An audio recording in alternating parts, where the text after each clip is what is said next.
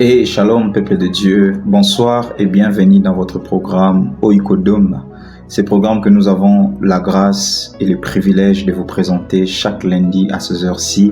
Et nous sommes très heureux, comme toujours, d'être encore là ce soir, de pouvoir vous présenter ces programmes avec ces nouveaux thèmes ou cette nouvelle philosophie pour le mois de novembre où nous sommes en train d'apporter un thème particulier chaque lundi afin de nous édifier et d'atteindre l'objectif pour lequel l'Éternel nous envoie. Prions l'Éternel avant de commencer ce soir. Père, nous te disons merci. Nous te rendons multiples actions de grâce. Toi, le maître de temps et de circonstances. Nous te connaissons comme celui qui règne à jamais, comme celui qui contrôle toutes choses. Alpha et Oméga, nous avons besoin de toi. En ce moment précis, nous voulons que tout soit obéissant à ta volonté, que tout se rassemble autour de toi. Nous voudrons passer du temps avec toi, célébrant ta majesté, écoutant ta parole, t'entends nous parler et nous amener à t'écouter comme écoutent les disciples. Notre bon berger, nous voulons être nourris, Jésus-Christ, de la parole qui vient de toi. Car il est écrit, l'homme ne vivra pas seulement du pain, mais de toute parole qui vient à toi. Et l'apôtre Pierre pouvait dire, c'est toi qui as les paroles de la vie. À qui irions-nous, Père? Nous n'avons nulle part où aller, chez personne pour nous abriter si nous ne venons à toi. Voilà pourquoi nous sommes là. Nous voulons passer ce temps avec toi. Remplis-nous de ton esprit, parle-nous et utilise-nous comme un simple instrument, afin d'édifier ton peuple et d'amener ton peuple à changer sa façon de réfléchir sur un sujet, surtout celui que nous voulons aborder ce soir. Par ta grâce, nous nous remettons et nous voudrons être un instrument fort, puissant et important entre tes mains, utile pour atteindre l'objectif auquel tu t'es fixé ce soir avec quelqu'un. Bénis quelqu'un qui va suivre avec attention ce moment. Au nom de Jésus-Christ. Amen.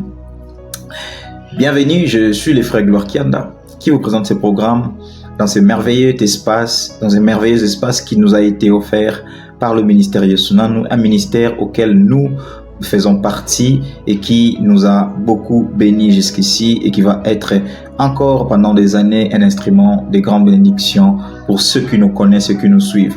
Et je suis très heureux. Depuis le lundi passé, je suis en train d'aborder des thèmes qui montrent un chemin, qui montre un chemin qui va de quelque part vers quelque part. Et le lundi passé, nous avons vu ce qui allait des simples opinions vers des convictions. Des simples opinions aux convictions. Ça veut dire que dès que nous donnons notre vie à Christ, tout ce que nous accumulons sont des opinions, sont des informations. Mais dans notre marche avec Dieu, il faudrait que nous quittions à un moment donné les niveaux des opinions. Ce que je sais de Dieu n'est pas ce que seulement on m'a appris. Ce que je sais de Dieu, c'est ce qu'il m'a appris. Ça veut dire que j'ai pris le temps de construire une relation avec lui. J'ai appris des choses individuellement avec lui. En d'autres termes, c'est juste quelqu'un qui a acquis de l'expérience avec Dieu. Parce que une des choses qui marche avec Dieu, lorsqu'on a déjà acquis des expériences, on sait reconnaître que même dans la vallée de l'ombre de la mort, je ne suis pas seul. Il est avec moi et il va faire que je ne chancelle pas. Il va faire que je sorte de cette fossé. Il va faire que je sorte de cette réalité. Et une des choses qui fait perdre la foi à plusieurs enfants de Dieu, ce sont des épreuves. Et si un enfant de Dieu, tout ce qu'il a dans sa tête, ce sont des opinions sur Dieu, il est facilement balançable lors des épreuves. Mais si il a atteint une dimension où il a des convictions, c'est cet enfant de Dieu qui peut passer même des moments de disette sans pourtant qu'il renonce à Dieu. Et nous avons parlé de quelques exemples de la Bible. Je vous parlerai par exemple d'un homme qu'on appelait Joseph qui passait de moments difficiles alors qu'il avait la promesse, mais parce qu'il savait que l'Éternel ne pouvait pas l'abandonner, il n'a pas renié sa foi. Il a même repoussé les avances de la femme de Potiphar juste pour garder sa foi. Et donc c'est dans cette lignée que je vais continuer ce lundi, ça veut dire de quelque part vers quelque part. Et aujourd'hui je parlerai de l'espoir à la foi, de l'espoir vers la foi. Ça veut dire, je suis en train de montrer le chemin via lequel un processus de maturation, un processus de maturité forcément passe. Et aujourd'hui nous parlerons de l'espoir à la foi. Savez-vous que la foi est un chemin. Bon, quelqu'un me dira, la foi c'est juste question de croire au Fils de Dieu, et puis on nous a même dit si nous croyons nous sommes sauvés. Oui, vous savez, dans la foi il y a beaucoup de dimensions. Je peux me mettre à parler des dimensions de la foi ici parce que le temps m'est vraiment imparti. Je cours derrière un tout petit moment qui m'a été accordé dans cet espace, j'insiste, qui m'a été accordé par le ministère. Je n'ai qu'une vingtaine de minutes où je dois nous partager la pensée de Dieu. Donc si je me mettais à parler des dimensions de la foi, nous passerons tout le temps. Mais quand vous regardez Jésus discuter avec les disciples, ils sont étonnés de voir Jésus parler à un figuier et les figuiers sèchent. Et quand ils s'étonnent, ils disent ça à Jésus. Jésus leur dit, pourquoi vous vous étonnez? Vous êtes capables vous aussi de faire des choses que vous êtes en train de voir et bien plus. Et même il les a dit, si votre foi seulement atteint la dimension du grain de sénévé, vous direz aux montagnes de se jeter dans l'eau, les montagnes vous s'exécuteront. Ça veut dire, il veut pas dire qu'il manque forcément la foi, mais il veut leur dire que si votre foi quitte la dimension où elle est, elle fait un petit voyage vers la dimension du grain de sénévé, elle peut faire beaucoup de choses. Et quand Pierre a marché sur les eaux, quand Jésus marchait sur les eaux, la Bible dit, les disciples ont crié que c'était un fantôme, mais Pierre a dit, après les avoir dit que ce n'était pas un fantôme, c'était lui. Pierre a dit, si c'est toi, ordonne que je vienne. Alors la Bible dit, Jésus a dit à Pierre, viens. Mais la Bible dit, Pierre est sorti de la barque, il a commencé à marcher sur les eaux, mais juste après, il a commencé à s'enfoncer parce qu'au fond de lui, il commençait à s'angoisser. Et la Bible dit, il a crié vers Jésus, qu'il a tendu la main, mais Jésus lui a dit, homme de peu de foi. Ça veut pas dire qu'il n'avait pas la foi, parce que le fait de quitter déjà la barque et de mettre ses deux pieds sur les eaux et espérer marcher, c'était déjà ça la foi. Mais cette foi n'avait pas encore atteint une certaine dimension. Elle n'avait pas encore atteint la dimension dont Jésus voulait pour qu'un homme soit capable de marcher sur les eaux. Et aujourd'hui, je parlerai de l'espoir à la foi.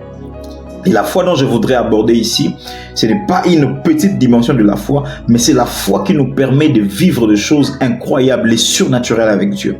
Quand vous lisez les livres de Hébreux, au chapitre 11, dès le premier verset, et c'est d'ailleurs le texte le plus référentiel lorsque nous parlons de la foi, et ces textes-là est en train de peindre une histoire sur la foi.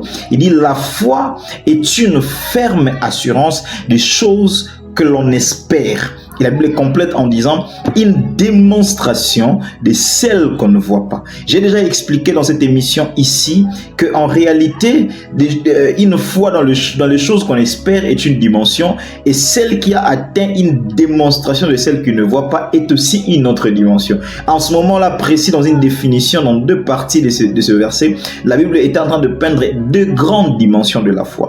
Mais j'ai toujours insisté, le jour où j'en ai parlé, j'ai dit, Christ ne nous attend pas seulement à une dimension de continuer à espérer, mais une dimension qui est capable de le puiser dans l'invisible, de choses qu'on ne voit pas, et en fait, qu'est-ce que je dis? Les démontrer comme si elles étaient visibles à l'œil nu. C'est ça la dimension à laquelle Christ nous attend. C'est pour cette dimension-là que Christ est mort sur la croix, pour que nous puissions monter dans la dimension et atteindre cette dimension de la démonstration de choses invisibles. Il ne faut pas seulement espérer, il faut aller dans les choses invisibles. Mais les points de départ de la foi, c'est l'espoir. Parce qu'aujourd'hui, je suis en train de parler de l'espoir vers la foi. Le point de départ de la foi, c'est l'espoir. La Bible dit, la foi est une ferme assurance des choses qu'on espère. Pour que l'on parle de la foi, le point de départ qu'on aborde, le point de départ que l'on touche, c'est l'espoir. On ne peut pas aborder la question sur la foi si d'abord, de prime abord, l'homme dont on parle n'a pas l'espoir. Il est écrit dans la Bible, tant qu'il y a la vie, il y a l'espoir. Donc, si l'homme qui vit a de l'espoir, cet homme est sur le point de départ pour aller vers la foi. Mais comme je viens de vous dire, en réalité, la foi maintenant doit atteindre la dimension de la démonstration de choses invisibles. Trop parlé, je vais lire avec vous un texte dans la Bible qui se trouve, un merveilleux texte qui se trouve dans 2 Corinthiens chapitre 10, les 5 premiers versets. La Bible dit, moi Paul, je vous lis dans la version Bible de ses mères, il est écrit, moi Paul, je suis paraît-il timide quand je suis présent parmi vous. et hardi quand je suis absent, loin de vous. Mais c'est au nom de la douceur et de la bonté de Christ que je vous adresse cet appel. Verset 2. Je vous en prie, ne m'obligez pas, lorsque je serai avec vous, à me montrer hardi, car je compte faire preuve de mon assurance et agir avec audace envers certains qui jugent notre conduite trop humaine. Sans doute, nous sommes des hommes et nous vivons comme tels, mais nous ne menons pas notre combat d'une manière purement humaine. Paul parle, il dit, on nous voit comme des humains. J'ai pas besoin d'avoir cette assurance, de vous démontrer une assurance à vous, vous qui êtes dans la foi, vous qui êtes l'église de Dieu, parce que cette assurance, cette audace-là, j'ai besoin de la démontrer à ceux qui pensent que nous marchons comme des humains, alors qu'en réalité, nous sommes réellement des humains, mais notre conduite ou notre combat n'est pas forcément ou purement humaine. Il dit, car les armes avec lesquelles nous combattons ne sont pas simplement humaines. Elles tiennent leur puissance de Dieu qui les rend capable, il dit, de renverser des forteresses. Les armes que nous avons, c'est qui crée la différence entre notre côté humain et le fait est que notre combat ne soit pas humain. C'est parce que les armes que nous utilisons dans nos combats ne sont forcément pas humaines, parce qu'elles puisent, ces armes-là puisent leur puissance en l'Éternel, en Dieu qui les rend capable de renverser les forteresses. Et puis il dit, oui, nous renversons les faux raisonnements ainsi que tout ce qui se dresse présomptueusement contre la connaissance de Dieu. Or, la Bible dit, la foi, elle vient de ce que l'on apprend de Dieu, ce que l'on entend, ce que l'on connaît de Dieu et ce qui augmente notre foi. Paul dit, nous renversons les raisonnements. Parce que pourquoi? Les raisonnements nous empêchent de connaître Dieu comme il est et cela nous empêche directement d'atteindre la foi. Il dit également, nous renversons toute chose ou toute réalité qui nous empêche d'atteindre la connaissance de Dieu, et cette connaissance-là, dès que nous ne l'avons pas, nous n'allons jamais atteindre la foi. Et il dit, nous faisons, et qui nous fait prisonniers, plutôt, qu'est-ce qu'il dit? Nous faisons prisonnière toute pensée pour l'amener à obéir à Christ. Je vais même me limiter par là. Ce texte dans la Bible, dans la version Louis II, il dit, nous renversons les raisonnements et nous rendons toute pensée captive à l'obéissance du Christ. C'est que Paul est en train d'expliquer. J'aime bien la version dynamique Bible de Semer qui dit, en réalité, nous sommes des humains. Tout le monde, quand il nous regarde, il pense que nous vivons comme des humains. Mais en réalité, ce qui nous différencie, c'est que les combats, la manière dont nous livrons nos combats, nous, c'est pas de manière humaine. Parce que quand vous sentez un homme qui vit dans la chair et qu'on lui dit combat, il ferme ses poings, il veut combattre avec sa chair. Par contre, nous, quand on dit combat, c'est qui crée la différence. Quand on dit il y a un combat, nous ne regardons pas d'abord le combat physique. Nous regardons d'abord le combat spirituel. Parce que nous sommes de ceux qui croient que le monde physique est régi par les mondes spirituels. D'où les armes à utiliser dans ce combat ne sont pas des armes physiques, ce sont des armes spirituelles qui sont puissantes et qui tirent leur puissance en Dieu. Dieu qui lui rend capable nos armes afin de renverser les forteresses. Et Paul dit, oui, la première forteresse que ces armes nous rendent capables, les armes de l'esprit. Vous connaissez déjà les armes de l'esprit. Paul en explique beaucoup dans Ephésiens, quand il dit nous ne combattons pas selon la chair, nous combattons selon l'esprit. Il cite la vérité et tout ce que vous connaissez là-bas dans Ephésiens 6. C'est là-bas qu'il prend maintenant ces armes-là. Ils disent ces armes-là sont tellement puissantes pour qu'elles nous permettent de renverser les forteresses. Il dit maintenant, quand nous renversons les forteresses, voici la première. Nous renversons les faux raisonnements. Et voici la deuxième. Nous renversons tout ce qui se dresse contre la connaissance de Dieu, les faux raisonnements et tout ce qui va avec, ces choses-là s'adressent contre la connaissance de Dieu. Or, je viens à peine de vous dire, la foi, elle grandit d'office que nous continuons à connaître Dieu. Vous allez vous rendre compte dans la vie réelle, plus vous connaissez Dieu, plus votre foi augmente. Plus vous connaissez Dieu, plus votre foi augmente. Plus vous ne les connaissez pas, plus vous titubez dans votre foi. Et Paul est en train de dire, nous devons renverser ces forteresses pour nous permettre d'avoir un chemin faisant bien allant vers la foi. Maintenant, qu'est-ce que je veux vous expliquer ce soir? C'est que si le point de départ de la foi, c'est l'espoir, il y a quelque chose qui est au milieu qui doit nous permettre finalement d'atteindre la foi. Écoutez bien, les points de départ de la foi, c'est l'espoir, mais aussi il y a quelque chose qu'on appelle le doute qui va qui va dans le sens inverse de la foi. Ça aussi, ça toujours comme point de départ l'espoir. D'autant que la foi tire son point de départ dans l'espoir, d'autant que le doute également tire son point de départ dans l'espoir. Ça veut dire, je vais aller voir un frère. Je sais que à 12 heures, il n'a jamais été à la maison parce qu'il travaille. Mais je me dis, bon, je vais quand même tenter ma chance, espérant que peut-être que je peux le trouver.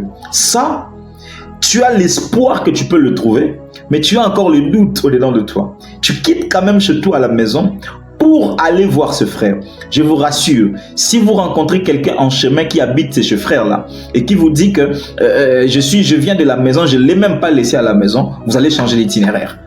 Qu'est-ce que vous direz? Je savais qu'il ne serait même pas à la maison à cette heure-ci, parce qu'à cette heure, il est au travail. Vous aviez l'espoir au départ, mais parce que votre espoir est nourri par quelque chose qui ne vous amènera pas vers la foi, il vous amène vers le doute, et le doute, dès que vous rencontrez un obstacle, vous abandonnez carrément. Par contre, si vous avez la foi, vous quittez votre maison, vous savez que peut-être qu'à 12 heures, il n'est jamais été à la maison, mais vous décidez, vous vous dites, j'ai l'espoir que je le trouverai à la maison. Vous quittez chez vous, tout assuré que vous allez les trouver à la maison et que même si vous rencontrez quelqu'un en chemin qui vous dit, qui habite chez lui, qui dit, je ne l'ai même pas laissé à la maison. Cette même détermination qui vous a quitté chez vous, sans doute, en vous disant, je vais quand même y aller, vous vous rendrez compte qu'il y aura l'Esprit de Dieu qui vous dira, allez-y quand même. Et vous allez y arriver. Dès que vous allez le trouver, cela va vous dire, ah waouh, heureusement que je suis quand même venu. Je trouvais même les obstacles sur le chemin. Quelqu'un qui m'a dit que je ne le trouverais pas, mais je l'ai trouvé. Voici la différence entre les chemins qui mènent vers le doute et les chemins qui mènent vers la foi. Maintenant, l'élément déclencheur à l'intérieur, c'est les raisonnements. Quand vous prenez ce chemin et que vous êtes en train de marcher, dès que vous vous mettez en tête en train de raisonner, est-ce que je le trouverai? Ces genres de situations vous amènent tout droit vers le doute. Est-ce que je le trouverai? Est-ce qu'à 12 heures, est-ce qu'il peut être là? Dès que vous rencontrez un obstacle, ah, je savais qu'il ne serait pas là. Voilà même quelqu'un qui vient de chez lui, qui me dit carrément qu'il n'était pas là. Je savais. Ça, c'est le raisonnement. Dès que vous vous lancez dans le raisonnement, vous avez emprunté un chemin contraire à la foi. Parce que le moindre obstacle, vous vous détournerez de chemin. Maintenant, voici ce que l'ennemi fait. Quand il vous voit autour du raisonnement, il place juste un obstacle devant vous. Et dès que vous rencontrez l'obstacle, vous rebroussez directement chemin. Par contre, quelqu'un qui veut atteindre la foi, quand il fait ce chemin, au milieu, ce que j'ai appelé pour le doute, le raisonnement, pour quelqu'un qui a la foi, j'appelle ça l'assurance. Car la foi est une ferme assurance. Ça veut dire j'espère, des choses qu'on espère. Et j'ai une ferme assurance que je veux voir ça. Je veux le trouver. Je marche. Une personne qui est sûre. Je sais pas comment tu deviendras sûr alors que tu sais qu'à 12 heures, il est généralement pas à la maison. Mais c'est ça même la foi, c'est ça même la folie de la foi. Je sais qu'à 12 heures, il n'est généralement pas à la maison. Mais en quittant de chez moi avec l'espoir que je le trouve, je suis désormais sûr que je vais le trouver à la maison. Et en marchant, l'assurance te permet de doubler les obstacles. Ça veut dire, même si l'ennemi met les obstacles sur ton chemin, parce que tu sais que tu es sûr que tu vas le trouver. Je ne sais pas comment tu sais, mais tu sais que tu le trouveras. Tout ce que tu sais, c'est que tu sais que tu vas le trouver. Comment tu ne sais pas, mais tu sais que tu vas le trouver. C'est ça même l'assurance. Et tu y vas. et directement tu le trouves. Ce qui va se passer en ce moment-là, ça va augmenter votre foi. Et Dieu, lorsque nous les trouvons de cette manière, où nous quittons, nous avons l'espoir de rencontrer Dieu, nous rencontrons des obstacles en cours de route, mais nous avons l'assurance que nous le rencontrerons et qu'à la fin, nous le rencontrons, ça augmente, ça booste notre foi. Et donc, les chemins qui quittent de l'espoir vers la foi ne passent pas par les raisonnements. Ces chemins passent par l'assurance. Ainsi, je suis venu dire à une personne, au travers des textes que nous venons de lire, rassurez-vous que les obstacles que vous croyez être physiques, elles ne sont pas physiques. C'est ce que Paul dit. Ces obstacles-là ne sont pas physiques. Ils sont spirituels. Ils sont des combats que l'ennemi met sur votre chemin.